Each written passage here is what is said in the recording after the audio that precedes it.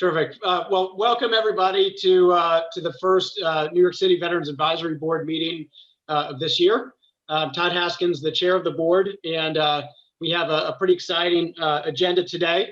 So first of all, we're going to have the former secretary of the Veterans of the VA, Dr. David Shulkin, join us for a guided discussion, and we'll cover a number of topics.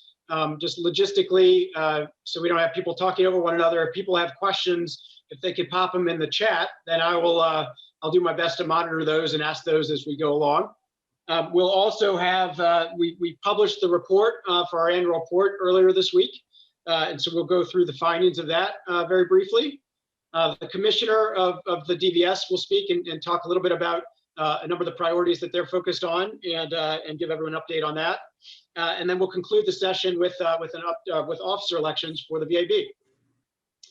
So with that, let me first of all welcome Dr. Shulkin, Secretary Shulkin. Sir, which do you prefer to be called? I'll answer to anything, Todd. That's fine.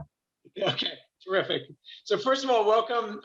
Maybe if you could give a little bit for the whole audience, just give a bit of your background, history of your professional history prior to getting involved with the VA, and maybe also talk a little bit about how you got involved with the VA and how that all transpired. Sure. No, I'd be glad to do it. I'm going to keep it relatively short because I feel like a lot of people probably know me. But for those who don't, I'm a physician. I've spent my career practicing as an internist and leading healthcare organizations. The first organization that I was the president and CEO of was here in New York City. I was the president and CEO of Beth Israel on 16th and 1st Avenue. And I have an apartment right nearby, right near First Avenue.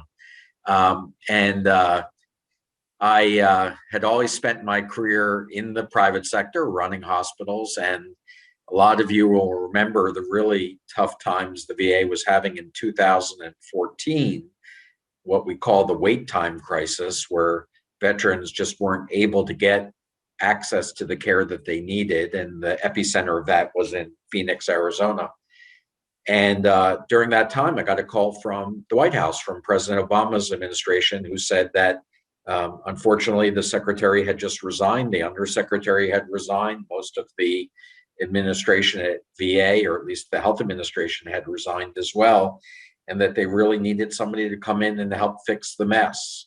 And, I felt like, well, I'm not sure why they're calling me, but I certainly won't say no when the president's asking you and it comes to our veterans. So I left my job and moved to Washington after, of course, a lengthy process of vetting and Senate confirmation. I finally arrived in VA as the Undersecretary for Health. That's the position that leads the VA healthcare system in 2015. So that's how I got to VA. And so interesting, you mentioned the vetting process that the Senate has, and obviously you were ultimately appointed under President Trump. And interestingly enough, a couple of interesting facts: you were the first non-veteran to hold the position, yes. And also, recognizing just the rough political climate that we've been in, you were nominated 100-0. Yeah. You were approved 100-0. So maybe talk a little bit about the confirmation process and what was that experience like, and also what was the experience like transitioning or working in both the Trump and Obama White Houses, or administrations, right. I suppose. Yeah, there's a lot there, Todd. So again, I'll try to be brief. The good thing about knowing why you want to serve, I didn't really seek any of these positions. I didn't run for office. I'm not a politician. I didn't really need to play the political game. So in the confirmation process, the people that bring you through the process, the staff people who walk you into the senator's offices before the confirmation hearing, would tell me, look, it's better not to say anything. You don't really want to give any of your opinions away. When a senator asks you a question, you should respond by saying, Senator, if confirmed, I will make sure I look into that issue. And so I would sit down with the senator who had very thoughtful questions and knew the issues, And I wasn't going to do that. I wasn't going to tell them, sir, or ma'am, I'm going to look into these issues and tell you what I think once I'm confirmed. I wasn't playing a game. I just told them what I thought. And that led to a real trust between the senators that I was going to be a straight shooter and I wasn't going to play the Washington games. And, interestingly, when I was going through confirmation as undersecretary, I had 4 holds by senators, which means they stopped my confirmation. All were from Democrats. Remember, this was President Obama's nomination. And all 4, interestingly, as John Rowan probably remembers very well, were about Agent Orange. And I just couldn't believe that in 2015, we were talking about an issue that we had been making veterans wait to get answers on back, 40 years ago. But those senators were right. They weren't playing political games. They wanted real action for Vietnam veterans, and so did I. And so we worked through those issues. We approved the veterans that had been exposed on the C-138 planes. We committed to a process that of working through the other issues, and frankly, we got the job done. So I was confirmed unanimously as undersecretary. By the time that I went for confirmation as secretary, everybody knew me because I had been working with Congress for already close to 3 years, and I passed 100 to 0 because they knew that I didn't do politics. In fact, the last day that I worked, when President Trump fired me by tweet, many of the senators held a reception for me. And John Tester, who I know many of you on the call know, who is now the he's the chairperson of the Senate Veterans Committee, the senior senator that chairs our committee in Washington. He stood up and he said, look, I want to say I've worked with David now for 4 years. And I couldn't tell you to this day if he's a Democrat or a Republican. And I said, Senator, that's perfect, because when it comes to veterans, this shouldn't be a partisan issue. Everything should be. And if I had succeeded in leading and not letting them know any of my personal politics, I felt that was the definition of success. Yeah, that's great. That's a great anecdote. You, as you noted, you came from the industry, so you're really an operator. You're a hospital operator, Yep. or a hospital systems operator, and one of your first acts as secretary was to post data publicly, which was probably not necessarily welcomed, I presume, inside the VA. Can you talk a little bit about, from a leadership perspective, just the importance of that and transparency, and also how that act was met internally, and was that a sea change of response from people internally? Yeah. Well, I'm going to tell you a little story about that probably is going to surprise some people on the phone, but I'm glad I've already had a chance to let you know that I don't do politics. I tell it like it is, and I'm not holding back anything, whether you're a Democrat or Republican. But here's what happened. When I entered the VA, when I entered in the Obama administration in 2015, I had a crisis, and that was the wait time crisis. And I was focused in a laser-like way to get that fixed. And rather than try to incrementally fix it, which is to say, well, we had a 40-day wait time, I'm going to go to 30 days, I'm going to go to 20 days, I'm going to go to 15 days. I came out and I said, I'm going straight to same-day appointments, because I felt that's what veterans deserved. If they have a problem, particularly a mental health problem, but not exclusively, I wanted them seen that same day. And a lot of people in the Obama administration told me I was crazy. I should not do that because we couldn't guarantee veterans 14-day appointments. How was I going to get same-day appointments? Well, I will tell you, in December of 2016, I told President Obama, you now have same-day appointments in every VA facility in the entire country. Right before he left the administration, I felt like he brought me there to do it, and I wanted to tell him that was done. But I said, listen, there's one thing. What I know, being an operator, is that if you solve a problem and you take your eye off the problem, that problem's going to creep right back in, and 2 years from now, you're going to have a wait time crisis. The only way I know how to keep a problem from getting to be a problem again is by being public with the data, publishing it so everybody can see, and holding people accountable for those same day appointments. So I, with the help of people at the VA, developed a system to publish and update wait times and put it on the internet. And when I went to do it in the Obama administration, they told me, no, you are not allowed to do that. And I said, why? And they said, because this is Washington and people are going to use that data against us politically. A reporter is going to find one VA that doesn't have same day wait times, and they're going to write a newspaper article that we weren't telling the truth. There's going to be a congressional hearing where the Republicans are going to take the data and use it against you. You can't do it.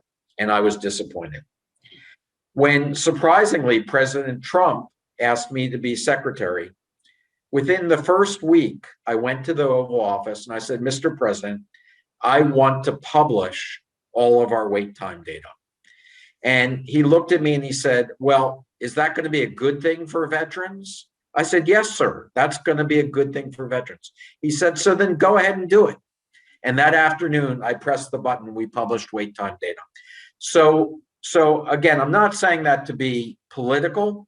I'm saying that to say that these were very different styles of presidents. President Obama, very thoughtful, very analytic, thought about the pros and cons of things before he made a decision. President Trump, not so much analytic, didn't really think about things in the same way, but very gut driven and, much quicker to act. And that actually helped me as secretary because we got a lot done that first year I was secretary. 11 bills, all of them with bipartisan support, without a lot of delay in analysis. Just, the president wanted to get stuff done. That's great. Let me ask a somewhat nuanced question because which kind of dovetails into that. Obviously, it's a super running a hospital system is super complicated. It goes without saying. And I think one of the elements that you were very honest with people about is both the benefits and the challenges of outsourcing. And I know a number of our members or a number of the people who've joined today use the VA Sure. systems, and a lot of people feel very passionately about not outsourcing and are really concerned about that. And I thought it would be helpful to give you a forum to kind of just explain the role of that, where it can go wrong, where it can be used improperly, where it can be helpful and additive, and just really unpack that complicated situation or complicated decisioning process. Absolutely. Thank you, Todd. I already said that I came from the private sector. So you're right. I knew how private sector hospitals and healthcare worked. There was probably not much I didn't understand about that. I had not worked in a VA hospital since I was a resident 30 years earlier and medical student. So I read, just like everybody else, about the wait time issues. I saw it on the headlines of the TV. Veterans were dying. I said, this system is a mess. I might get to Washington and find out you can't fix this system. And the very best thing I might do for veterans is close it down and get them to the private sector, a system I knew. I didn't know the VA system. And so I got to the VA, and one of the first things I've always done when I run a healthcare system is I put on a white coat and a stethoscope, and I go start seeing patients, because I find I could sit in my office in Washington and people will tell me whatever they want me to believe, but I know it may not be the truth. And so I was going to go find out myself. So I went, where did I go? To the 23rd Street VA. And the very first patient that I saw in the VA, I'm going to try, we're all friends, I'm going to try not to insult anybody, but this is true. Very first patient who came in was wheeled in a wheelchair, was missing a leg, a Vietnam veteran, African-American, who had been the night before in the emergency department at 23rd Street on street drugs. He was an alcoholic. He had PTSD. He had depression.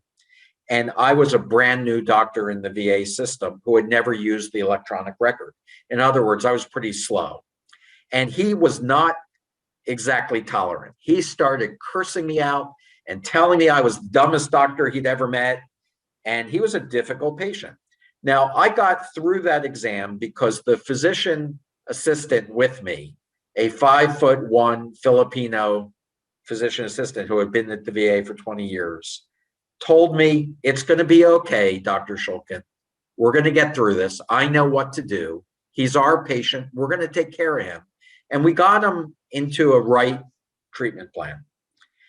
And afterwards, I realized, and I'm just being honest, I realized that in the private sector, where I've always seen patients, if that patient had walked into my office, my private office, I would have kicked him out.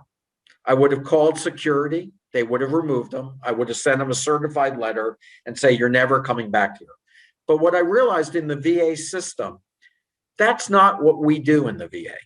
If people have problems, even complicated behavioral health care and substance abuse problems like this gentleman, the VA knows how to deal with that, and they know how to get help, and they understand where they're coming from. And I soon realized that the VA could not be replaced by the private sector. All that we'd be doing is turning veterans like the one that I cared for, my first patient, into a system that wouldn't be prepared to take care of them, and they would be worse off. And so I became very passionate about saving the VA and making it a stronger system because I believe that was the right thing to do. Now, I wasn't on the side of the VA can do it all either. And so I put the veteran as the primary objective, whatever was best for the veteran. And what I said was, if the veteran can get the best care in the VA, that's where they should go. And I have to make the VA the best system so they could do that. But if that best care is not in the VA and they can get better care outside the VA, then they should go there. And so I created a hybrid system that allowed the veteran to make a choice about where they felt the very best care is for them and what they wanted to do. Now, there are people on this call today that I'm not going to name because that would be a HIPAA violation, but they know who they are, who I visited in the VA hospital, who I knew had the choice. They could have gone to other hospitals, but they chose to get their care at the VA because they believed that was the very best. And frankly, that always made me feel good. And I do believe that the VA provides some of the best care anywhere, but not always. It doesn't provide everything, as well as they could. And I'm just going to give you one quick story because this, to me, by the way, this is the issue why I got fired. This is why I lost my job. And I knew what I was doing, losing my job, because there were people in the Trump administration who were instructing me to privatize the VA and to close down the VA. And I said, I'm not doing that. I didn't come here to harm veterans, and I don't need this job that bad. And if you're not going to let the secretary do the job to protect veterans, then you have to get rid of me. And President Trump tweeted me out of office. I'm okay with that. Okay. And the very first thing I did that night that I was fired by tweet was I wrote an editorial to the New York Times that was published at 12 midnight, the night I was fired, that said, this is the reason we cannot privatize the VA, because that was what was going on. And fortunately, we were able to stop that with the support of strong veteran service organizations and with congressional leadership like Jon Tester. So, but the story I was going to tell you was this, just about the VA. I talked to a veteran who was in Philadelphia. He went to the Philadelphia VA. He was having some heart trouble. The doctor there saw him at the VA and said, unfortunately, you're going to need heart surgery. I can do that heart surgery, replace your valve, and I'll take care of that here. The veteran left, talked to his family and said, I'm not so sure I want a VA doctor doing this. And I really want to get the very best care possible. I'm going to go to the University of Pennsylvania. It took him 3 months to get an appointment with the cardiothoracic surgeon at the University of Pennsylvania. He finally got in to see the doctor. The doctor took a look at his echocardiogram and his catheterization, all the films, and said, listen, I'm going to tell you exactly what I told you 3 months ago when I told you I would operate on you then. You still need this heart surgery. And so the irony is, as many of you know, the doctors at the VA also are the doctors at the major academic centers. The 23rd Street VA doctors also work at NYU Langone, and they go back and forth. And so these are the top medical professionals, and I feel very confident about the quality of care at the VA. That's great. Can you talk a little bit about you're kind of known, one of your philosophies that's widely known in the industry is around patient-centric care. And can you talk about, first of all, kind of define what that is, and then talk about your assessment of where that stood at the VA and if or how it changed through your tenure there and since departure? Yeah. To me, as I've said already, I've always practiced running private healthcare systems. And when you run a private healthcare system, the reality is that you have to pay attention to what the managed care companies allow you to do. In other words, if you're going to run a health system and you say, I'm just going to do what I want to do, I'm not going to worry about whether the insurance companies are going to pay us for it or whether they approve the care, you're not going to be in business very long. So it's really the third-party payers, the health plans, that make the rules. It's called the golden rule. Those that have the gold make the rules. I was used to that. I got to the VA and I realized we don't have that situation. We don't have to worry about whether the insurance companies are going to pay us or not. We don't listen to them. The job that I had as secretary was to do what was right for the veteran. So I would go to Congress every year with the help of our VSOs and other advocates, and I would say, I need this amount of money to be able to take care of 9.5 million veterans in the VA healthcare system. And they would give me the money. In fact, you got the money 2 years ahead of time, not a year ahead of time. And then it was pretty freeing. I could spend the money however I felt it was necessary. So if a veteran didn't have a home, they were homeless, like some of the people that I saw on 23rd Street, we'd go and we'd find them a home, because you can't provide good health care if a person's living in Central Park. If a person didn't have transportation or medications, we'd find the ability to address the medications or the transportation. If a person needed vocational help to get back to work, we'd provide that.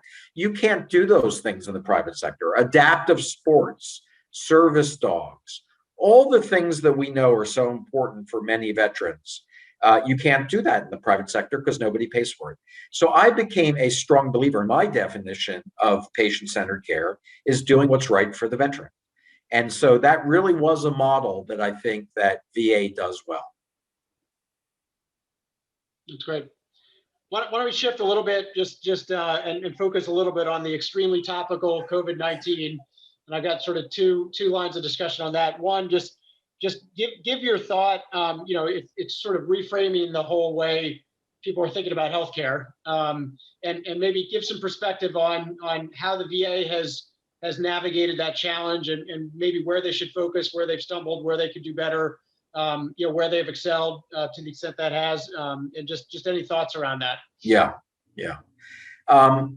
Well, first of all, again, going back to the theme that I generally don't hold back shots, I think the Trump administration did a terrible job on the pandemic. I was probably, it was the most difficult time for me knowing that I was no longer in government, watching them flub this entire pandemic. And given my experience, I would have killed to be back there because, like everybody on this call, I care about our country. I'm mission driven. That's where, when there's a crisis, I wanted to be. And, they did about everything wrong, except for, I do give them credit for supporting the pharmaceutical companies in developing a vaccine. And thank God that worked. So, but the Biden administration has done, I think, a much better job of staying on message, of staying focused on the pandemic, of putting the resources in place to get it done and then letting the scientists drive the agenda. Now, the VA, I have the same feelings about. The VA, I think, missed a huge opportunity to show the country that they are the largest healthcare system, and that one of the missions, I always talked about 4 missions of the VA, and I took it seriously. I know people in the VA take it seriously too. Leadership couldn't figure this out. That one of the missions of the VA is to be the national backup healthcare system in times of emergency, whether it's war or natural disasters. And what bigger natural healthcare disaster would we ever see than what happened in 2020? And the VA stood by with relatively minor outreach to some state nursing homes, minor outreach to some other long-term care facilities, when frankly, they should have thrown open the doors to New York City. Why did the military have to come in and staff the convention center in New York when you have 60,000 doctors in the VA, you have 92,000 nurses, you have more pharmacists than any other system in the VA, more mental health professionals? The country needed and could have used VA's help, and I'm sad that VA didn't understand that. But and I'm seeing Ellen say that, Ellen's note that the Department of Veteran Services in the city did participate with SAMHSA, the mental health, and I'm not trying to at all say that there weren't heroic efforts done by veterans and veteran groups. I'm just saying I think that VA could have shown the country its tremendous value, and they missed that. In terms of getting people cared for, I think it was a mixed bag. There were, thank goodness, VA had its telehealth capabilities to be able to continue to stay in touch, but a lot of people, including VA employees, lost their lives because VA didn't have the PPE equipment that frankly I wish that they would have had. So that there's some mixed bag there. On the COVID vaccine, I actually think they're doing a pretty good job. I really do. I hear from veterans all the time that the process of getting their vaccine has been smooth, that they're very appreciative of those efforts, and I think the VA has worked hard to make sure they're getting an allocation of these vaccines to get our veterans vaccinated. Yeah, I think we all observe similarly. Like in addition to the general mission of treating our veterans, that was what it was. But this secondary mission of being the backup hospital, it was just nothing. Unfortunately, It was crickets. Right. It was really It was really unfortunate, I think, as well. Maybe, I guess, one other, you talked recently, and want to appreciate you continuing to speak out, but last September, you wrote an article in the Philadelphia Tribune about the other pandemic and, the challenges of veteran suicide, which obviously are a greater risk in light of the actual pandemic. Maybe talk a little bit about your perspective on that, having been the Secretary of the VA and also having observed the challenges of what's going on through the pandemic, and just any other thoughts on what we could do better as a community and otherwise. So I felt that the top priority of the VA needed to be focused on reducing and preventing veteran suicide. 20 deaths a day is just a staggering number. Of course, as people on the call know, it's about twice the incidence as in the general population, which is already at epidemic levels as it is as a public health crisis. And something needed to be done.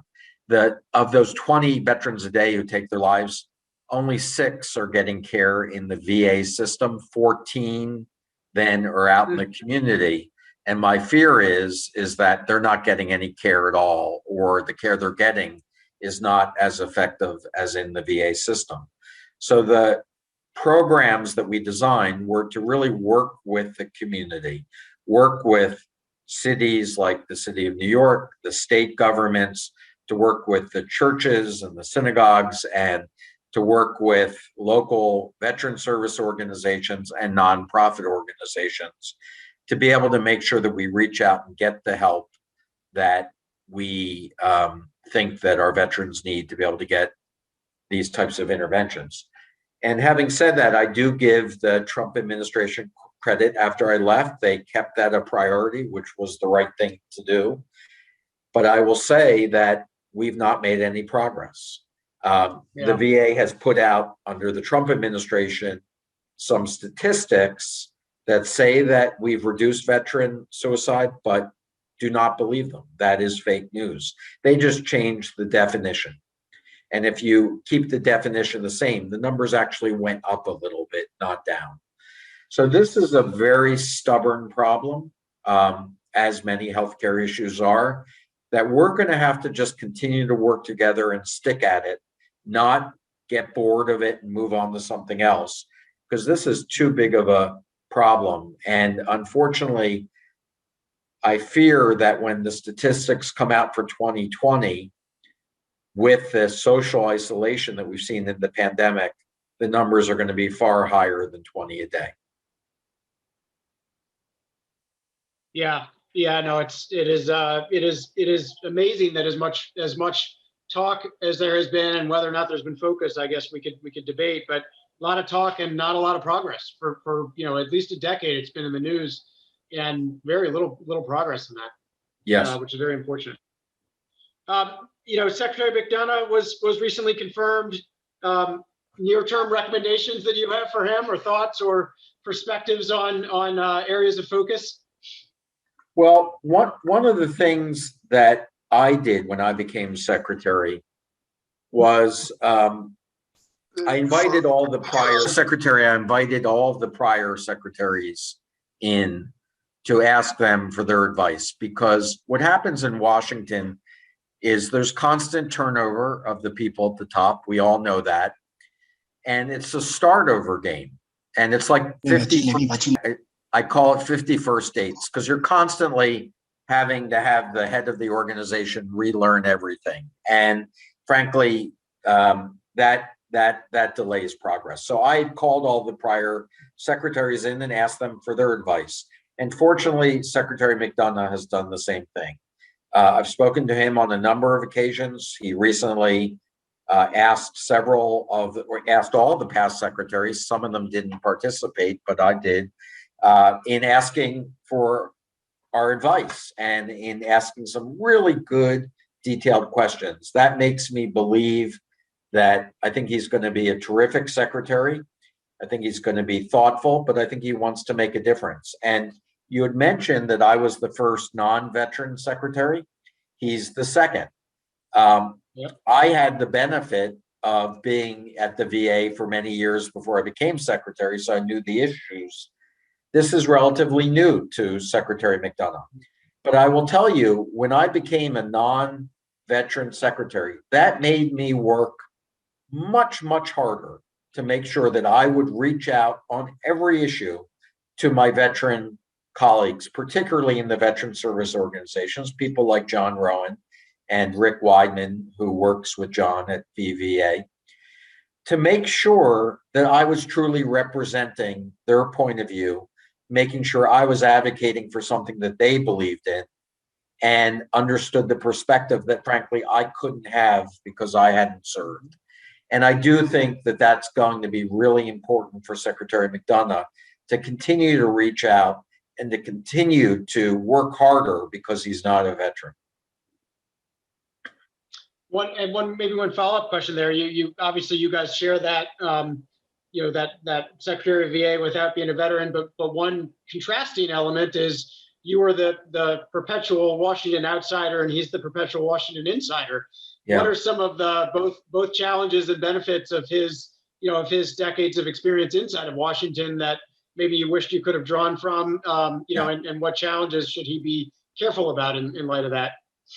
Well, frankly, I think he's going to be a lot smarter than I was.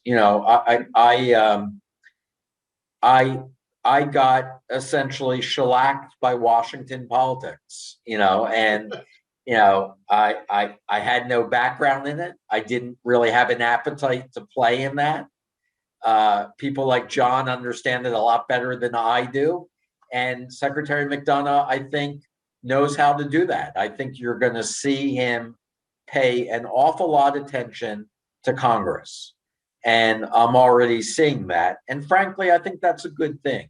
I think the fact that he has the trust of President Biden is a good thing for veterans. So I think he's going to excel on the political side. The real issue for the secretary is, does he understand, does he know the issues well enough to advocate for the right things? Because when you know politics, you can get stuff done. Let's just hope they're the right things. And look, I'm pretty bullish on his job and hopes for being a really great secretary. That's great. Maybe last question, and I'll do the first part first. So, biggest regret and proudest accomplishment at your time at the VA. I'm going to start with the accomplishment. I think, I came there to fix the access wait time issue.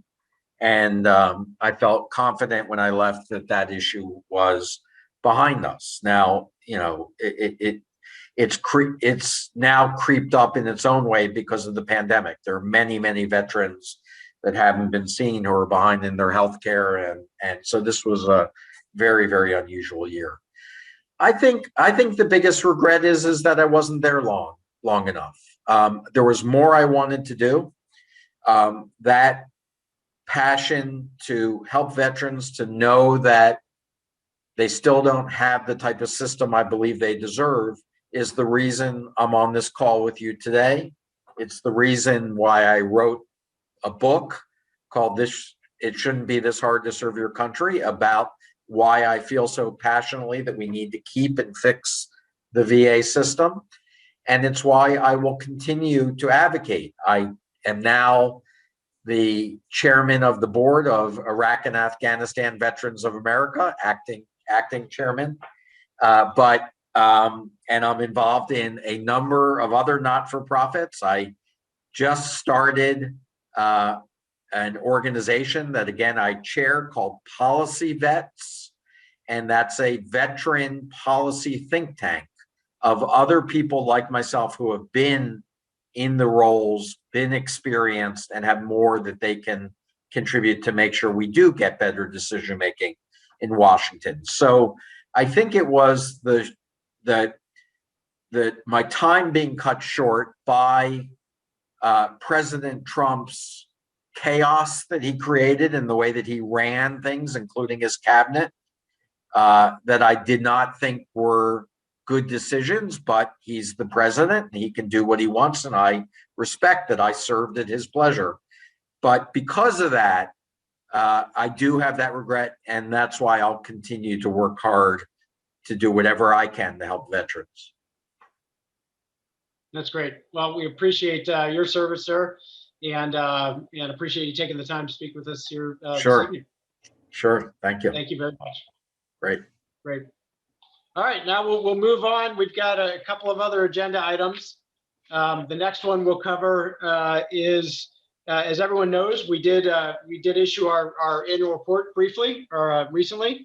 So I'll give a couple quick observations on some of the main things that we focused on, and obviously anyone who wants to explore that further, that'll be posted on the DVS's website probably within the week. Or you can reach out to any one of the board members, and we'll be glad to send across a copy of it. But we did a review of the areas of focus of the DVS through this past year. So first of all, there were kind of three areas that were the main focus areas that we think were pretty important. And we, kudos to DVS. I think generally we are quite pleased with the focus that they have done to shift the entire focus of their organization as much as possible on COVID response. So one, a focus on food security and COVID response, which included helping to coordinate, I think, 25,000 meals, 40,000 masks. And we think that was it's fascinating and phenomenal. I don't see other city agencies doing that in the same way. Second, it was Mission Vet Check. Many of you have heard of, and some of you have participated in, either being called or making calls, but they coordinated an outreach effort with staffed by volunteers, where they facilitated ultimately, I think, 20 It's now up to 28,000 calls, but 24,000 calls last year, essentially kind of wellness checks, and ended up having at least 1,000 different service elements that resulted from that, and then continuing to push on Mission Home. Still not done, but the quest to end veteran homelessness still not done, but continuing to stay vigilant in that area. Recently placed the 1,000th veteran in new housing, and last year replaced 18% more veterans than the prior year at 183, which obviously is 183 too many, but it's important to get them off the streets. Within that, we have there's a whole bunch of recommendations. I think there's 19 in the in the report, but there's 4 that we kind of called out. One is just took a step back, and the DVS really is under-resourced. There's so many opportunities for our veterans, but also really for the city. This is not just for the benefit of our veterans, and DVS is understaffed. If you look at staffing levels, it's about 1 to roughly 14,000 if you include family members, and 1 to about 5,000 if you don't, which is a really low staffing level relative to other agencies. Second, we've talked a lot about over the years veterans on campus. We continue to think that that's a great initiative that should get some funding from the city council, and really it more than pays for itself with all of the resources and capital and money that it brings into the city. And so the city should do its part to meet them halfway and provide a little bit of additional support to our veterans who are coming out of the service and going to college. Next is assistance of veterans obtaining benefits. This is a relatively new initiative, but one that John Rowan would obviously be super familiar with, because it's one that over the years has been invested in more heavily, and a lot of that recently had atrophied. And Commissioner Hendon last year advocated to get resources put against that opportunity and really help veterans get the benefits that they deserve and warrant, and help facilitate the claims process. And then lastly, we continue to be confused or perplexed that New York City, despite the fact the state, most other major corporations in America, et cetera, have a contracting preference with veteran businesses, and New York City does not. And we think that is an error that should be fixed and rectified. And we call on the city council and the administration to consider doing that. So there's a whole bunch more additional recommendations in the report and details, but those are a handful of snippets that we've focused on. That we figure we call out here. Next, we're going to turn it over. Is Commissioner Hendon still on? If so, we're going to turn it over to him, who's going to talk about briefly, since I took more time with the secretary, but talk briefly about some of the initiatives that the DVS is focused on, largely to get information out to the community. And so with that, I will turn it over to him. Hey, Todd, thank you so much. Also, just want to thank the board for allowing us to spend time with you just a few minutes here for the Department of Veteran Services. And I've got to just lift up and give thanks to Secretary Shulkin for spending time talking with us tonight. That was such an enlightening conversation. We appreciate you, sir, and what you do to fight for our people, not just what you did, what you still do. As Todd mentioned, James Hendon serves as Commissioner of the New York City Department of Veteran Services. In the interest of time, I want to get right to the punchline, which is, if there's anything that we can do to be of value to you or to anyone be it veteran, be it their caregiver, their survivor, their family member, or someone who's still serving, past, present service members, please contact us. You can reach us online by visiting the website. It's nyc.gov/vets. You can email us. Our email address is connect@veterans.nyc.gov. You can call us at 212-416-5250. You can find us on social media. Our handle is @NYC Veterans. Even another one, if you want to do it all, in a remote way, you can always utilize our Vet Connect NYC platform. That's nyc.gov/VetConnect. So to say these things again, nyc.gov/vets is the website. Our email address is connect@veterans.nyc.gov. You can call us. It's 212-416-5250. Our social media handle is at NYC Veterans. And then you can always reach out through the internet fully through VetConnect NYC. That address is nyc.gov/VetConnect. The three things I just want to leave with you, and I say to anyone I speak to, anyone we speak to, take advantage of everything on the table that we can offer. I believe that for all on this call, there's some aspect of your veteran identity where we can be of value to you in some way, shape, or form. Anything from, we always call it uplifting the past, empowering the present, and pioneering the future. So as far as the past, that's things like what Todd mentioned. If you're looking to apply to remit service-connected benefit claims, so if you want to submit that claim through the VA, we can help you with that. Or if you would like for us to obtain your oral history so that it might be recorded and cherished for future generations, we can help you with that. Even things like helping our veterans have a dignified burial and the appropriate military honors should they pass. So we can help with that. So those are things that are past examples. As far as the present, a lot of it comes down to many things, but I want to call out food. I want to call out housing. I want to call out healthcare, and I want to call out employment. If you have needs in these areas, please reach out to us. As Todd mentioned, we're doing things like making sure folks get tied in with food programs the city has and working with philanthropic donations of food that we're touching of fresh food. As far as housing, as he also mentioned, we're helping house homeless veterans, but also put information for veterans, whatever your housing status is, to take a step up. And once again, you can go to our website, nyc.gov/vets, to learn more. With healthcare, we're helping our veterans connect to our brothers and sisters at the VA, at our local VA affiliates between the Bronx VA, the James J. Peters system, and the Harbor Health system, which covers the other boroughs, for those who wish to sign up for VA healthcare. And so you can always reach out to us. We can help you with that. A lot of vets don't even realize that they are eligible for it. And so we help inform people of it. And then for employment, we tie in with all the partners we can identify to try to help our veterans who are looking for jobs, be it remote jobs, be it workforce development training to equal another job to come. You name it, we do what we can to tie folks in on this layer.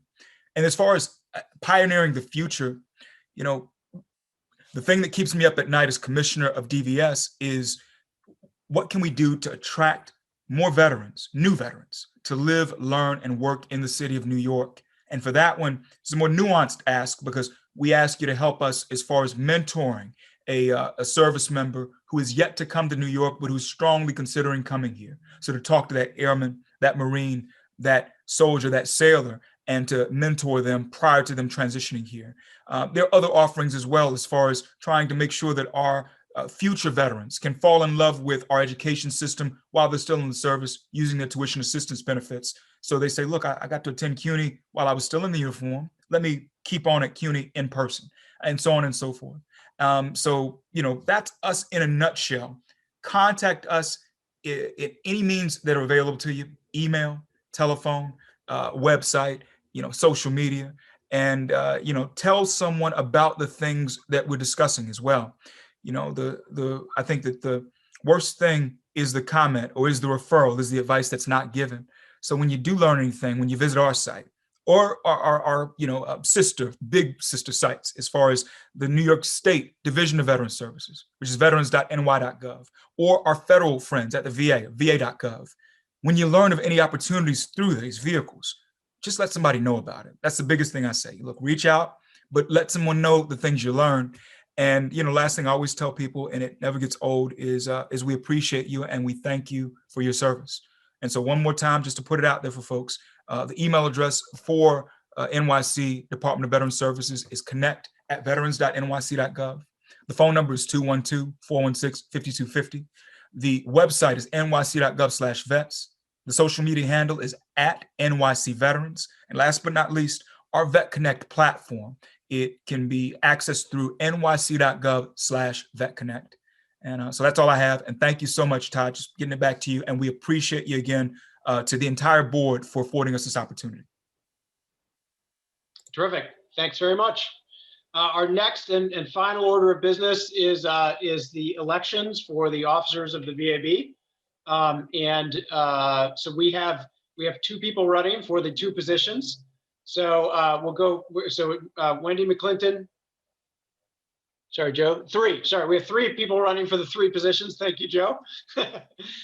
So we're going to give each of them the opportunity to say a couple of words, and so we'll go first with Mercedes Elias running for secretary. Thanks, Todd. So Mercedes, Sure. So I had presented to the board, for everybody that is not aware, I am a Marine Corps veteran.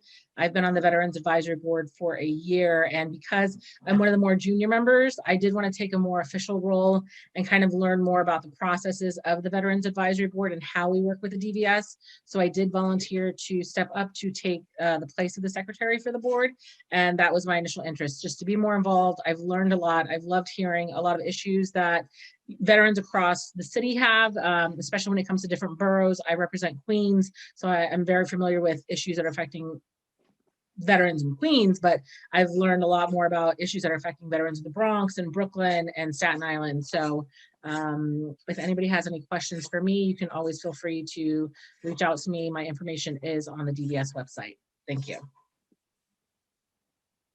terrific. Thank you. And let me see, I think is Charles on tonight? I think he had a conflict. Is that correct? Hernandez? Yeah, that's correct. He did have a conflict. He had a family thing Okay. tonight, so he wasn't able to Okay, make that's it. right. But, Okay, but I've been texting him, and he still is interested. He still wants to run for the vice chair. He was looking to support Wendy McClintock and Mercedes, and fill out the officer position. Great. So yeah, so Charles Hernandez, he's been a member of the board for many, many years. And as just Joe mentioned, he's running for vice chair. And then let me lastly introduce or turn the floor over to Wendy McClinton, who can share a couple of insights. She's running for. Thank you. Good evening, everyone. As Todd said, my name is Wendy McClinton. I am a 10-year United States Army Honorable Discharge Female Veteran, Desert Storm Persian Gulf era vet. I have been on the board of DVS for approximately, I'll say, 6 years. I have been through 3 different board chair administrations, and coming in and looking and watching how this board has evolved, watching how we've grown, watching how we've developed with new leadership, and looking so forward to the opportunity to take that mantle and carry it even further. One of the things that I will definitely be interested in doing with the platform, we're going to make New York City veteran friendly. And we're going to make sure we develop those resources and assist DVS in every way that we can to move these veteran issues and the veteran agenda forward. So thank you. I'm honored and privileged to even have the opportunity to even sit, on this board amongst the intelligentsia of the veteran community. So I look forward to working with DVS, look forward to working with the board and moving veteran statuses forward. Thank you. Terrific. So as we have a slate of one for each, one for each position, I will make a motion to approve all the officers as a slate. Does anyone second? Second. Anyone opposed? All right, terrific. Well, that concludes our meeting this evening, 3 minutes early. So thank everybody for coming this evening and for supporting veterans and for being veterans, for those of you who are. And we'll look forward to the next meeting.